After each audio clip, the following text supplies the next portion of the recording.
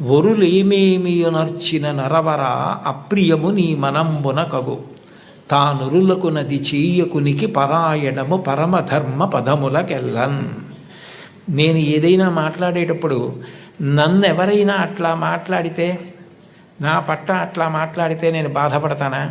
అయితే నేను మాట్లాడను. నేను ఎవరికైనా ఏదైనా ఒక పని చేసేటప్పుడు ఇటువంటి పని నాకెవరైనా చేస్తే నేను బాధపడతానా? అయితే వద్దు, నేను వాళ్ళకి చేయను.